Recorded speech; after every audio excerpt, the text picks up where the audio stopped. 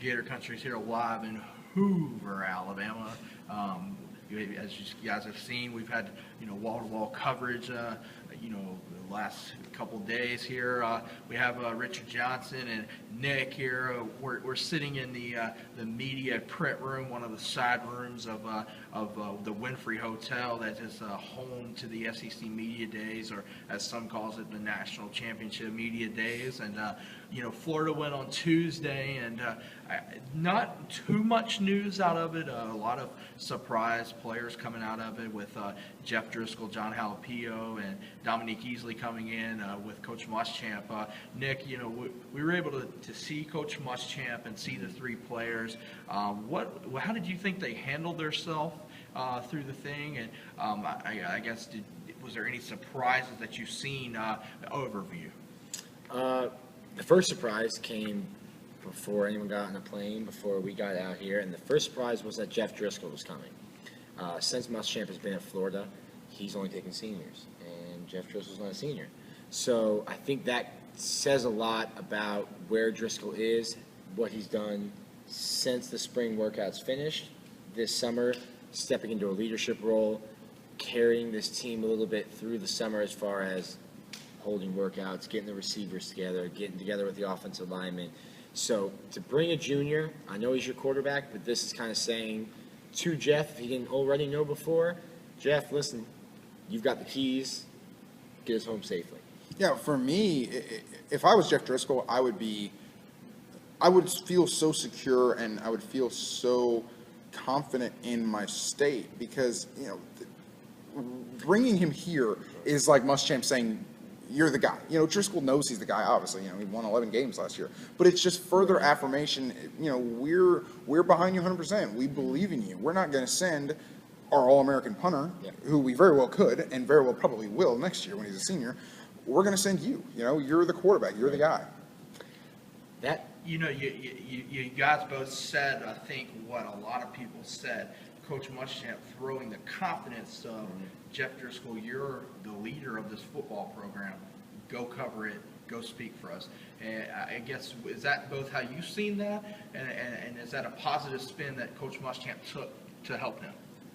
This time last year, Jeff Driscoll didn't know if he was ever going to start a football game at Florida. He was in a battle with Jacoby Brissett, and if Jacoby Brissett plays, or you can argue who got what chance in the Bowling Green game, but it could have turned out differently, and Brissett could be the starter. It could have been Brissett here today. So I think this has to be a huge confidence boost for Driscoll. Even if they didn't choose to bring him and chose to bring in a different senior, I still think he has to feel comfortable just being the guy. But then coming to media days with Muschamp, with Dominique Easley and John Halapio, that's just a little more affirmation as, hey, you're the face of this program because you're the quarterback. We need you to step up and take that next step in order to get what we want to accomplish and in order to get that done this year. Yeah, you talk about the next step, and that is for Driscoll, just going from game manager to playmaker and going into, what you think about when you think about an SEC quarterback. There's somebody who, he doesn't have to throw for 4,500 yards. I don't think he has to do that. But he has to make more plays than he did last year. And he also has to make sound plays. When the pocket breaks down and he runs around, yes, he's so naturally athletic, but sometimes the natural athleticism is not going to carry the day, and you have to get rid of the ball. And things like those, avoiding a sack turns 2nd and 16 into 2nd and 10. And yeah, it's not the ideal situation, but that's a win given the devil's advocate of the situation. And you can sometimes see last year where his athleticism worked negatively against him. LSU, going in, Florida has the ball, time's winding down at half. Driscoll, the pocket breaks down, Driscoll rolls out. There's 3 guys. You're already outside the tackle box. You can throw it away. He tries to run, make a play. That's okay. You're athletic. Go ahead, run, try to make a play. One guy grabs him. He's trying to wrestle from a defensive tackle. You're not getting away from that. Just go down before more people come. More people come, and it turns into a fumble, turnover. LSU starts inside the red zone. No time left. That game could have been 10-0 going into half instead of 6-0. And if it's 10-0, the whole complexion of the ball game changes. So his athleticism, while it should be his biggest strength, can also work against him at But times. yeah, and thankfully Driscoll had a dominant defense to kind of Driscoll and Florida, I should say, had a dominant defense to rest its laurels on. This year, in the beginning, there are questions at safety. Will Muschamp said so. If you don't think so, Will Muschamp said it on Tuesday afternoon. Muschamp said he loses a little sleep thinking about what's going to happen at safety. Yeah, there's you got to replace two safeties, a very instinctive playmaker, and your leading tackler. You also have to replace the captain of your defense at middle linebacker. And so, if a team starts to attack the middle of the field on Florida and get some positive offense and get some points on the board, can Florida's offense rally back and go tit for tat with the team and in a shootout type situation? And that's something that I think this is the first time since 2010 that Florida's going to have the same offensive coordinator, the same playbook. That familiarity and being able to know the playbook, you play faster. You Not even necessarily faster. It's instinctive. Right, It's right. You're not thinking about anything. And that with football players, when they start thinking about things, that's when that slight hesitation because you're thinking about it means boom, your guy's by you and your quarterback's on his tail because you didn't block or you didn't chip or whatever. When you know the playbook and it's ingrained and you just are reacting and it's just like that, it's a beautiful thing, and your natural athleticism is then able to flourish because your mind isn't getting in the way. You both touched on this. My next question for you guys: second year program. John Halapio said it best. He said, "We finally have gotten to the point where we're able to develop a relationship and go through the whole Right. season." But one thing that I think Florida fans personally should be comfortable about this year: the depth of the offensive line and how much Halapio talked about Jeff becoming a leader and the offensive line becoming a leader. And you both said Jeff needs to be better, but it all starts with the line as well. Did you come away thinking the line's better? Yeah, Florida's offensive line is going to be better primarily because experience. You have Jonathan Harrison, John Halapio, these guys that have started a ton of games in the orange and blue. But the fact that they are voicing confidence in their quarterback and also the pride that Halapio kind of exuded about the run game, they are prideful in their quarterback and their run game, and it makes them want to block harder, hold blocks longer. There's a confidence that they have as offensive linemen about their skill players and how well they played and how their performance affects how they perform. Now, when we say that the offensive line is deep, people are probably saying, well, what are you talking about? We didn't even have a spring game Because everybody's because hurt. everyone was hurt. So you go and think, well, how is that the case? Well, most of the injuries were from during the season. So those are things that, it's repairing stuff that you're playing through and stuff that instead of getting surgery during the season and missing time, you decided to gut it out and wait till after the season. So a lot of that was, repairing after the season. Florida is much deeper, probably the deepest they've been at offensive line since Will Muschamp's been there. And you can't say enough about the JUCO guys, Trenton Brown that's in, getting Tyler Moore in, a guy that can play tackle, can play guard, can play center. He can play anywhere you need him to. And Kyle Coney, who plays everything. Kyle Coney's going to play everywhere. And I think Max Garcia is probably going to be the biggest surprise. The biggest surprise offensive lineman, just because we didn't see him last year. He had to sit out a year after transferring. And he's the kind of guy that he's going to start left guard. And unless he's hurt, you're going to see him there every game, and he's going to produce for Florida. And you have Jonathan Harrison, the captain of that offensive line, Absolutely. the signal caller. Might end up being first team All SEC Yeah. tomorrow when that comes out. You both talked about the line and the run blocking. I think the guy that I was not expecting to hear so much about was Matt Jones. Easily a defensive tackle called him a freak of an athlete. He told John Halapio he wants to break Emmitt Smith's record. This is a guy that didn't start last year.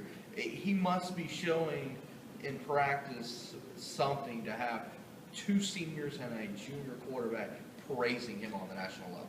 Well, I was out of spring practice. I know you were out of spring practice. And I know Cody Riggs was out of spring practice. And Cody Riggs knows that Matt Jones is physical. Matt Jones came off tackle the first day they were in pads, and Cody squared him up. That was insane. And Cody was on his back trying to grab ankles after getting run over. Matt Jones, like Dominic Easy told us, is an offensive skill player that likes to hit. And that's terrifying. That's terrifying. What makes it terrifying is that he's 6'3", 230, and when he hits you, you're going to feel it. The stadium's going to feel it. The fans are going to hear it. The people at home might feel it.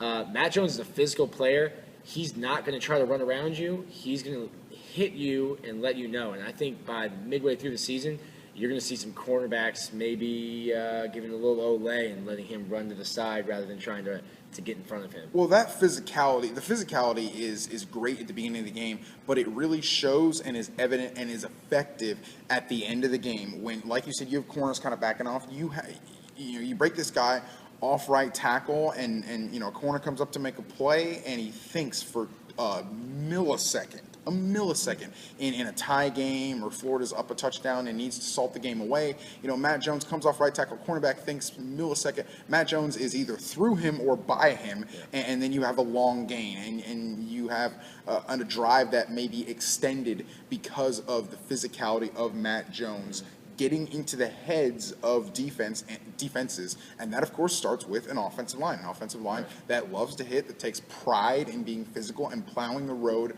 for their workhorse. Now let's get one last kind of thought from both of you.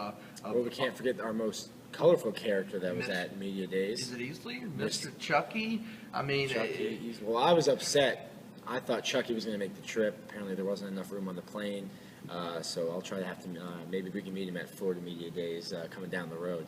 But Dominic came in, and you never know what he's going to say. Last year, he's talking about him and Sharif Floyd are brothers from another universe, and he can go off on tangents. He did compliment my suit. I wasn't wearing a suit, but I will take the compliment wherever I can get it. He was playful.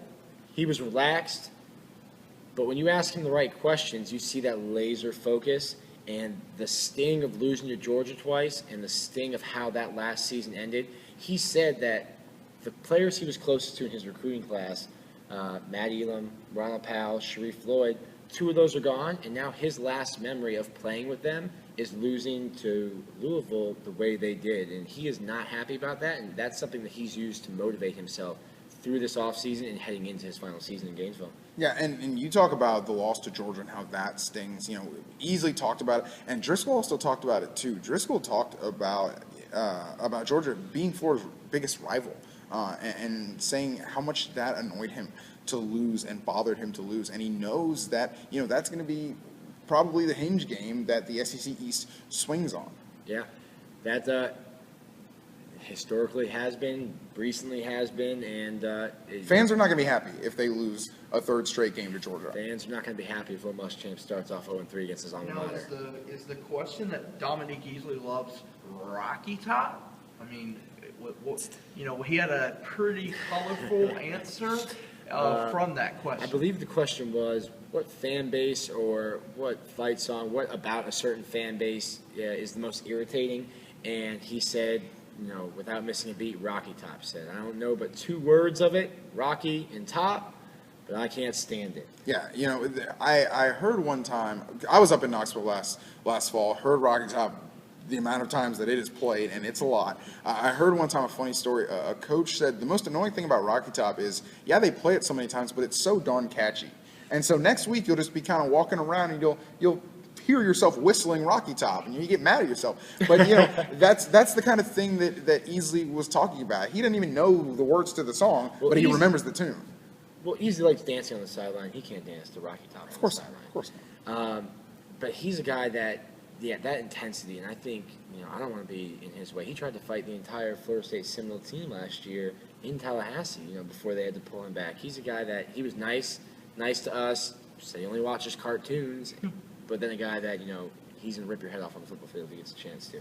Absolutely. Well, I think overall you can call it a successful day in Hoover, Alabama for Will Muschamp and his 3 players, and I think Will Muschamp can go back home and say, I brought the right 3 players, and without playing it down, I think Gator fans should be happy, and where you're going to get that coverage, and that's Gator country. So from Hoover, Alabama. Richard, do you know who Bear Bryant is? I do. I'm aware.